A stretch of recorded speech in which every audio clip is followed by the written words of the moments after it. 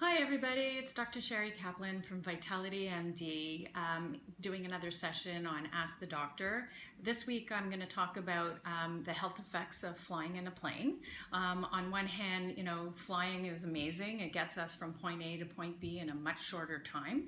But, I have a lot of patients who fly and may have problems because of that, or they feel unwell. And I know myself that I tend to get more migraines when I fly, and I have to be careful. And the question is, why does that happen, and how does flying affect our health?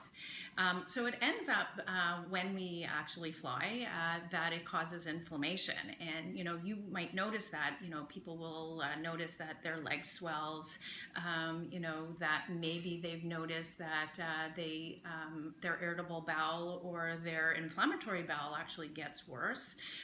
Like myself, migraines might happen, and so there actually is documentation that after a flight that you can have a flare of irritable bowel or inflammatory bowel. And I actually had a patient who would get such significant swelling after a flight and feeling fatigued and really unwell. And basically I kind of did some research and realized that yes, our body does get inflamed when we fly, and actually taking antioxidants prior to a flight may be really helpful. So basically, some great antioxidants could be omega-3 or NAC or resveratrol, glutathione. So there's different ones out there, and you kind of try and figure out, and vitamin C is another great one. So what I usually have this patient do is load up on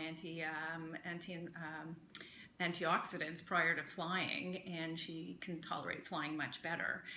For myself, I will also do like omega and B vitamins, specifically B1 and B2, which help with migraines to help me with flying, also being hydrated. People who get leg swelling, again, using the antioxidants, but support hose, moving their toes around while they're sitting, getting up and walking around is helpful, not only for the swelling that happens in the legs, but also the risk of venous stasis and getting DVT. That's very helpful. Other things that we're exposed to when we're flying is, you're in a closed cabin with a lot of people who might be sick or coughing or sneezing. And so picking up a virus or bacteria on a flight is, you have a much higher likelihood. So things that I do prior to flying is I like to load up on some vitamin D, which helps the immune system. Vitamin C is another great one. And make sure you're taking B's and zincs, because that helps the immune system as well.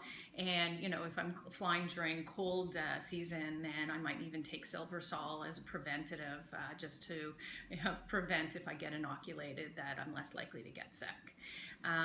Other things that people have issues with when they're flying, especially when they're flying across the continent or the country, that sleep might be disturbed, and so using melatonin is very helpful to help reset the circadian rhythm while you're there or upon your return.